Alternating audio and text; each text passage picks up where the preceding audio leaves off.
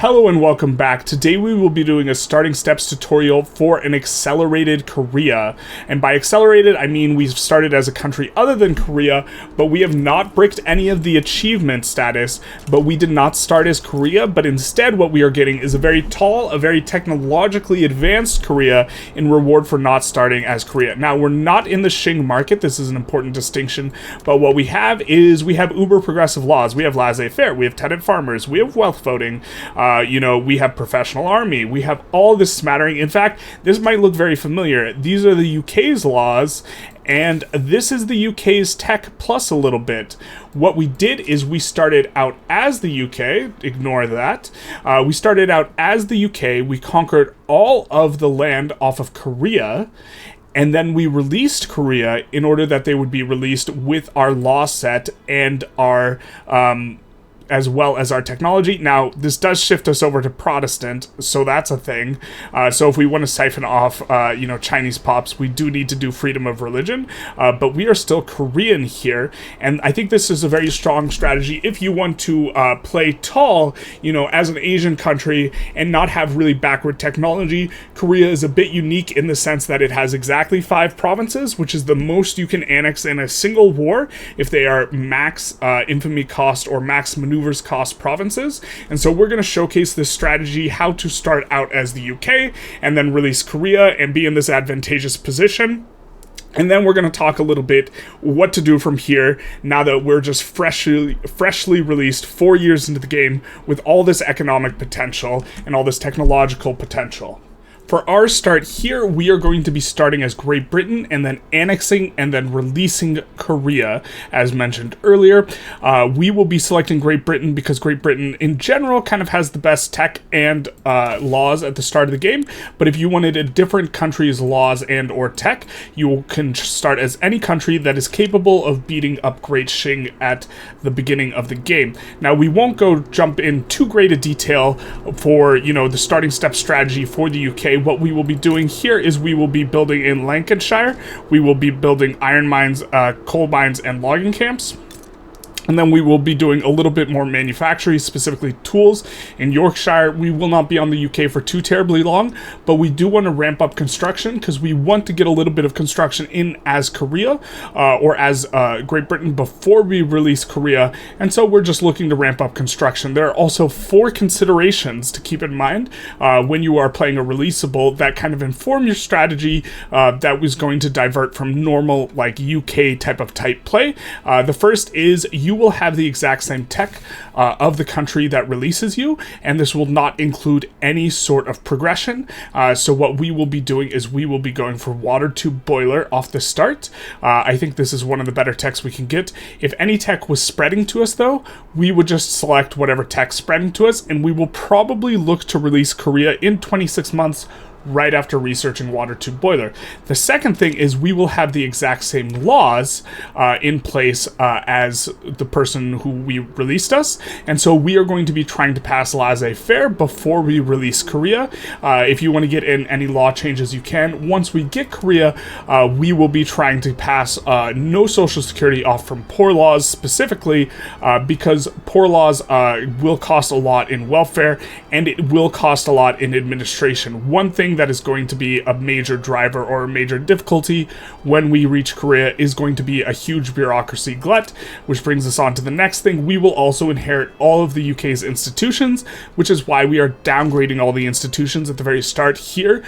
We are mostly concerned with getting the cost as low as possible on the bureaucracy. This is the main reason why we will be playing as the UK an extended period of time, because otherwise you will have minus 100% bureaucracy, which will give you minus 100% tax rate, and so you just can't tax, and it is a little bit difficult. And finally, you will inherit a proportion of debt from whatever proportion you are owning to your buildings or credit line you are drawing from your buildings when you have the UK, or whatever positive balance when you release the country, it will be proportional. And so as a result of this, we want to have a large positive money.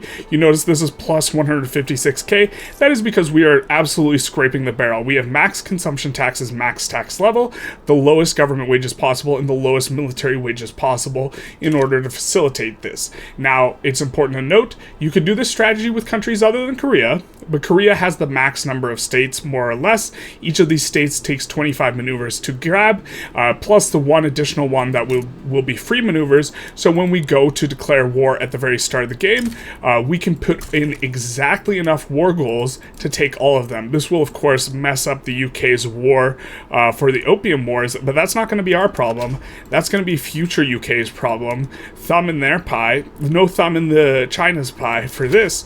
And so we just need to put in the conquer state on all of the Korean provinces. That way we will full annex them. That way they are no longer an existent tag. That way we can just release them. And so we see we have all of these. Now if we get cut down to size C bead before we enforce on Korea, very, very easy. We can just back down. In fact, what we will do here is we will also expel the diplomats of Great Qing so that we will be over 100.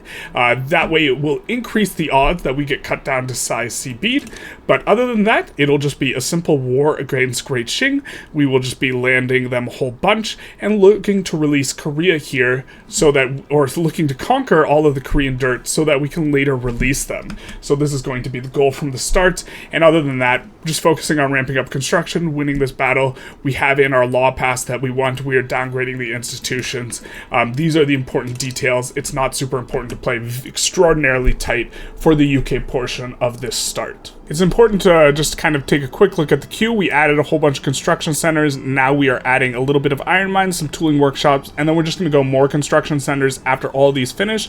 We want to prevent ourselves from running a shortage of iron, but other than that, we are just looking to absolutely max out construction for the most part. We also altered some of the PMs to make them a little bit more efficient, but this really isn't a big deal.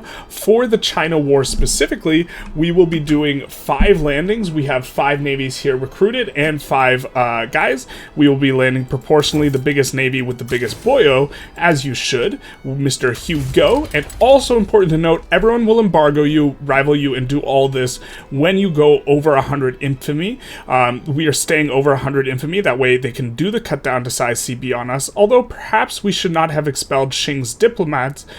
If we decay under 100 before the war is over, which is quite likely, we will look to stay under 100. That way we can't get cut down to size C bead.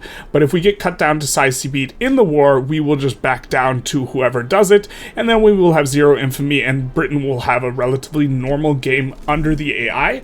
But yeah, we will just put in all of these landings and look to push in from Beijing, and China has a very weak army, so this should be just a relatively straightforward war. So Russia here has started a cut down to size CB against us, which is absolutely perfect.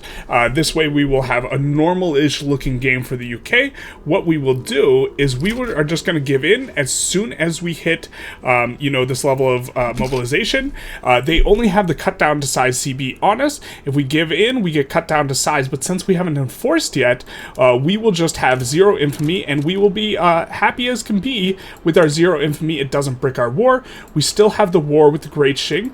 The war is still, of course, for all of these war goals, and we can take them all for 0 infamy. And so this is why we expelled diplomats. So for the duration of the play, we would have over 100 infamy. So we were eligible for such a war. And so this makes, the experience that UK won't get randomly clapped by everyone and everyone hates them. This makes this more common, except for, what's this? This is news to me. Well, apparently if you get cut down to size, you release all the British subjects. So I take it all back. You do not want to antagonize Great Qing if you do not want all these subjects to be released. And if you want the subjects to be released, expel diplomats. It's important to note we get exactly 100 infamy from the play on Korea. And so we will decay below 100 infamy, become ineligible for the cut down to size CB. But if you put in the cut down to size CB, apparently it releases all of your vassals, which actually I think will make for an interesting game playing as Korea, and very, very weakened UK off the back of this, but we will continue on. It'll still be a nothing burger to enforce here, and then build up a little bit in Korea before we release. And so we enforce on Great Qing, so now we have all of the Korean provinces. Now, before we release Korea, it's important we do a couple things. We're going to build up industries a little bit, but the really important thing is we need to build at least 10 government administrations here, and so we're going to put 10 in. We are going to delete from the queue a whole bunch of the construction centers that we have kind of coming on up, and the stuff that is currently building in Korea, we will just have these 10 government administrations, and then at the front of the queue, we will add a smattering of construction centers in Korea. Now, they will construct slowly here, so normally, under normal conditions. So what we are going to do is we are going to remove one of these consumption taxes, and then we're going to come into the decrees and do violent suppression. The reason being, if we do violent suppression, we're also going to do the trick here to gain a little bit more of this. The reason we're doing violent suppression is it decreases the effect of turmoil, which will allow us to construct faster on this very temporary basis when we are trying to get this developed enough that we can release Korea without having a massive bureaucracy glut, because this will cause problems. What's helping out for this in particular is also the fact that we decreased all of our institutions. This is a very important step, but we'll also add a little bit of industry here and there. If I'm not mistaken, this place has the most arable land, so we will look to create, you know, a base for kind of a sort of industrial base here, and I think this is the best resource state, and so if we're putting in some iron mines, we'll put them in here, this sort of thing. But other than that, we're going to try and have a come up, and we are going to be releasing Korea with all of the same tech in just a moment. We're also at 0 infamy, so no one's going to dow on us currently. Okay, so we just passed laissez-faire here. We are about to finish up rifling after getting Bessemer process. We aren't prioritizing anything in terms of what's useful. We're prioritizing stuff that's almost completed, because as soon as rifling finishes, we will be releasing Korea. What we have built up here in Korea is we built 1 paper mill, 1 tooling workshop, a ton of government admins, I think like 13. This way we're not inundated with a bureaucracy shortage as soon as we release. We built up 4 iron mines, 1 coal mine, and 5 logging camps here as we are about to release. And so building up this little bit of a base will help out a lot. Otherwise, if you just release as soon as you annex, which is fine, it will be very, very big struggle. And so we're just going to come up on here, the 5 to 7 weeks, and then we will be releasing Korea. So we have here inherited a position that is a little bit difficult because we are running a bunch of shortages. We are going to start importing goods in order to solve these shortages. Particularly, we do want to eventually get into China's market if we can, so we're handling things that way. As far as diplomacy, we are improving relations with the great powers that kind of have interests in our region. We have also declared our single interest here in Zanj, I believe is the name of the strategic region here. The idea, we are going to colonize very early and get into Korea early, which is going to be nice. As far as construction queue goes, we are trying to resolve some of our shortage issues, and also as far as authority goes, we are doing some consumption taxes, and then we have 4 very important decrees. We are encouraging manufacturing here in Yangho, which I think is going to be kind of our central hub for building infrastructure or you know, manufactories and this type of stuff. This is our capital here. We will build there later, but for now, here we have encouraged manufacturing, which is going to give us 20% industries throughput and services industries throughput. We can build nice and tall here, and we can build railroads because we already have it unlocked, and we are doing violent suppression because we still do have turmoil. This is giving us significant penalties, but with violent suppression on, we're only getting, you know, just a little bit of negative construction efficiency, just a little bit of tax waste, and the loud car outside. Up here in Yangzhou, we are doing a similar thing with encouraged resource industry. Now, it's important to note, violent suppression, if I'm not mistaken, will fall off just as soon as your thing gets low enough, and then you'll just be floating a bunch of extra authority, and instead what we can put in is either more consumption taxes, or we could come in the decrees if we're still building tall in these 2 areas, and do road maintenance, mainly for the plus 10% state construction efficiency. And so this is the plan moving forward. We're going to colonize Africa over a little bit here. We're going to try and improve relations and get into Great Qing's market if we can. They are cautious, so hopefully that changes. We will try and run larger and larger trade volumes with them, especially as we start to build tall. We don't have too much, you know, manufacturing in place yet, but we will get there. We're kind of just fresh on the block, but this is the plan, and off we go. It is definitely a little bit of a putting fires out situation, not lighting fires. In regards to the market, we are running a bunch of routes. We do have a bunch of shortages. We could have stayed as the UK for a little bit longer if we wanted to kind of not have these challenges as much. But I think they are interesting. We're notably making sure we're decreasing the tariffs on stuff we're trying to bring more in of. We're importing a ton of paper from, or we will be from the UK, Xing. We're trying to get into Xing's market. We're trying to ramp up the coal and the tools ourselves, and we're doing a pretty good job of that. And so things are coming along quite nicely, as you may have seen at the end of the clip. Russia is domineering. We would not mind getting into their customs union, but the relations have to be at least cordial, and they're damaging relations while we're improving relations. So relations aren't going to move. This means they can dow us if they want, but we are hoping that relations will improve. We would not mind being in Russia's market too much, but we really want to get into Xing's market because once we accept their religion in terms of the laws, that is, once we get onto total separation, we can siphon off their pops, as long as I think we need to move on to racial segregation or cultural exclusion, but that after that happens, we can siphon off Han pops, which really facilitates us building tall here in particular, especially, you know, once we fix all these shortages, baby. As advertised, after a little bit of government reform that allowed us to, you know, put the landowners back in power, we will be getting rid of poor laws, at least on a temporary basis. This is a cost for a bit of expense. I'm not sure we're paying out too much right now. Taking a look, it's only 2K right now, not too substantive, but the reason we're taking it out is because the institutions caused quite a lot of bureaucracy, and we would rather have the bureaucracy refunded, at least at this state in the game, and later on, it will be quite valuable to go on to poor laws in order to make the industrialists happy.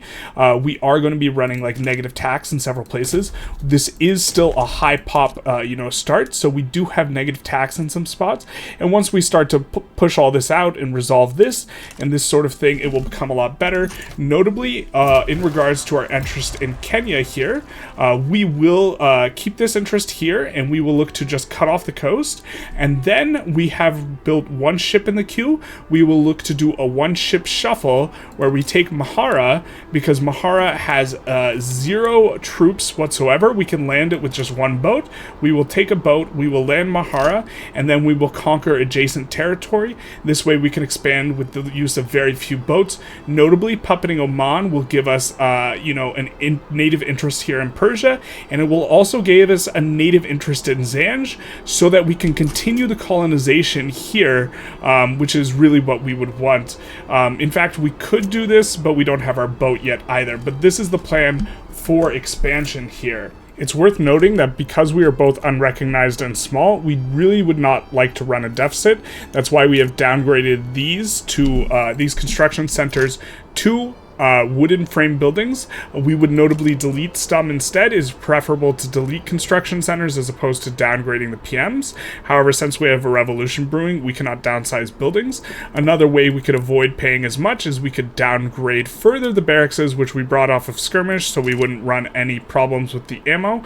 But other than that, we are progressing as we mean to, and still kind of resolving a lot of our shortages we have at the very start on release. But the GDP is up about 2 milli, so it's up about 33% from 3 years ago. After a brief moment of reflection, I decided to turn iron frame buildings back on. That is because the state is only really paying a quarter of the construction good cost. Most of them are getting covered by the IPT, which is in fact growing, so we can comfortably turn this back on. Very much not used to kind of having a laissez-faire in this situation, but this is what is facilitating this. We are paying an extra 2K here, but we do have in return like another 10 construction, which will progress things along. Although we are not looking to add construction here, we're looking to build into this deficit before it gets too painful. So our coup also popped off, and it moved us from wealth voting to autocracy, which is normally something I wouldn't like too much, but look at him, he's so cute. That's our new supreme ruler, as well as the guy who's in charge of the landowners right now is actually a reformer, so this is fair enough. We will be passing probably either racial segregation or cultural exclusion, the idea being that we will be able to accept Han Pops, in particular, as well as the Japanese pops. And of course, this is going swimmingly. We are about ready to enforce on the rebellion, and so we will be in good shape, and then we will be, you know, looking to pass some laws and still try and get into the Qing market. Also, we have taken over here. We have annexed the revolts, and you know what's really funny here? We can choose to go back to Parliamentary Republic off the back of this rebellion, because the way the rebellion mechanics work, which I think will be, instead of a monarchy, will be an autocratic Parliamentary Republic. I think this is preferable. We would rather have this, and so now we get Parliamentary Republic, all the swaps, all the places, but we still have the really caked up landowners for now to help us with, you know, the reform for getting cultural exclusion. Now, in regard to this one ship shuffle thing we got going on, we will be going after Oman in just a moment here. This should be Korea and Yemen. Yeah, it is. We'll also reset the PMs there. They do have a port, which is important. We're making money. We do have to make sure, I think that as far as the construction queue goes, it looks like they deleted a lot of the construction centers, which is fine. We're going to look to get out of this debt. We're going to look to go after Oman. We're going to look to just dominion or puppet Oman, which will give us a native interest down here, so we will be able to declare an interest in another region and still keep colonizing Kenya. We also do get the color shifts to gray, which is what this is all about. Now, we are recovering quite nicely in regards to the economy, so we've put a bunch of construction back in the queue. We notably don't want to run a deficit because we pay a lot for interest as an unrecognized power. As far as improved relations goes, we now have, you know, an interest where a lot of people have overlapping interests, and in particular, I think France is maybe one to worry about / be happy with, as well as Great Britain, so we're going to try and improve relations with them. Also, Russia's warmed up a little, so that is good. They are no longer damaging relations, they're just cautious, really hoping the attitude of Qing changes. They view us as militarily threatening. I'm not sure exactly why, but we really want in on their customs union. This would allow us to siphon off pops, especially because we are going total separation here, which means we will be total separation, and we will accept their religion because, of course, we are Protestant Korea, as cursed can be. So we tried declaring war on Oman for vassalage, you know, as part of the one-state shuffle where we can kind of just expand from here. And then we noticed Russia sided against us, and so we loaded. You can, of course, just back down and pay the 10% war reps. This isn't too big a deal if you didn't want to reload. But what we can do and what we are going to do is we are instead going to declare the war down here in Zanzibar with the primary war goal so that Russia can't join. So what I mean by that is if we take a look here, we will see if we make vassal here, Russia can join. If we take treaty port in Zanzibar, Russia can't join, and this means only these guys can join, not expecting these guys to join, and then once this is in, then we put in the make vassal for vassalize Oman, and since the primary, we're also going to make that primary, and that's going to use up all of our war goals. It's also going to accrue us way more infamy than this war ought to, around double, so it is quite expensive, but we're not decaying infamy right now, and so this will be kind of our strategy in order to get in here. That way we have a native interest in Zanj, we have a native interest in Persia, we got a native one here, well, we already have a native one here, but this will help to facilitate our expansion. We don't want to build more boats, we want to focus on building up construction. Speaking of the construction, we have had a bit of a come up, we might have to delete a little bit of it, wasn't fully taken into account. No, we still have some investment pool to churn through, but we might have overbuilt just a tad. We're going to try and build into it again, and we get our little war with Oman that we are going to go after them. They will also provide us with some income as well as a couple of boyos in our market. So when we enforce on Oman, we will be only vassalizing. I'm not 100% sure, but I do believe this refunds some of the infamy if we do not enforce the war goal. So it's 26.8. If we do just vassalize as our war goal here, then will we decay down? We will decay down a little bit, a portion of that, because we did not enforce it, and we get them as our vassal. I believe Great Qing started embargoing us or something to this effect, maybe not, but we do want to join their customs union if we can, but we can no longer eligible to do that because we have Oman as a vassal. We will want to vassal or annex them in relatively short order, but this does give us more flexibility for expansion with Oman, and just over the course of the next 5 years we have to get there, and maybe we'll end up doing something else when it comes to that. We have this revolution brewing. It's not too big a deal, and I think we're kind of getting a little bit close to wrapping this sort of situation up. We are pretty secure. Actually, why don't we wrap this up? We are pretty secure. We have a decent amount of construction. We have an avenue towards expansion. We can expand pretty freely here. Once our infamy decays, we have an interest we can declare. We should probably put it over here and look to colonize the other easy to access area here, just in kind of this section of Africa in Fang. And so we're colonizing here. We can colonize over here. After we annex here, we can colonize. We don't have to expand our military. We did notably build an ammunition place, so we can pretty freely swap up to skirmish infantry, which we had swapped off of before, which will kind of help facilitate things. We would want to drop down construction, but we cannot while the revolution is brewing. Well, I suppose there's a decent chance this rev will pop, actually, so why don't we do this one, and the rev pops, and so we would fight this rev. But I think this is well enough illustrated how you can start as Great Britain, release Korea, get a fairly strong start out of things. You know, we have very advanced tech, we have 70 construction, we're 13 years into the game, we are a pretty good spot, we have, you know, a decent amount of stuff built out. It's still a relatively modest country to play, but instead we will be playing with the technological advantage and a sort of laws advantage relative to what a normal start with Korea would be. We could still try and sneak into Great Qing's market. This is one pretty big advantage, the ability to siphon off pops. We're not out of pops yet, so it's not too big a deal. We still have plenty of peasants, but moving forward, it would be nice to be able to incorporate some of the Great Qing pops. So maybe that is a long-term strategy, but we're not going to continue this run. This has just been how to start as the UK, and we learned a little bit on the way in regards to if you specifically get cut down to size and you have subjects, it releases all the subjects, so it seems, which is a little bit of news for Great Britain. I hope you enjoyed this video. Feel free to like, comment, subscribe, and hit the notification bell if you did, and other than that, have a good day.